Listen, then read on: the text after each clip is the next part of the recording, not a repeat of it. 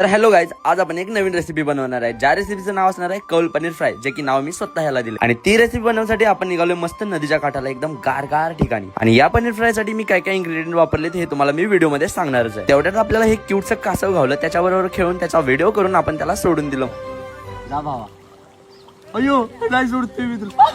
तर चला आता आपण रेसिपी बनवू. मस्तपैकी कौल एक घ्यायचा आहे, त्याला धुवायचा आहे आणि नंतर मग चूल घालायची आहे. आणि मग चुलीला पेटवासाठी तुम्हाला लाकडं शोधावे लागणार. मस्तपैकी आग लावल्यानंतर कौल एकदम जाम तापलं पाहिजे, म्हणजे त्याच्यावरती आपलं पनीर चांगल्या पद्धतीने फ्राय होईल. आणि मग केळीची पानं आणून आपण त्याला स्वच्छ धुवून मस्तपैकी त्याच्यावरती आपल्याला पनीर कापायचं आहे, एकदम छोट्या छोट्या पीस मध्ये, जेवढे तुम्हाला पीस पाहिजे आहेत तेवढे. आणि मग मी घरूनच मसाले आणले होते, ज्यामध्ये होते चटणी, गरम मसाला आणि मीठ वगैरे. तुम्हाला पनीर मसाला टाकाय, तुम्ही पनीर मसाला पण टाकू शकता. आणि मग जाम थोडंसं बटर लावून त्याला मस्तपैकी आपल्याला ते फ्राय करून घ्यायचं आहे. आणि फ्राय करताना हे लक्ष द्यायचं आहे, खालून वरून मस्तपैकी ते चांगलं थोडंसं भाजलं पाहिजे, एकदम त्याला करपवू नका. आणि मग फ्राय झाल्यानंतर त्याला एका पानावरती काढून घ्या आणि नंतर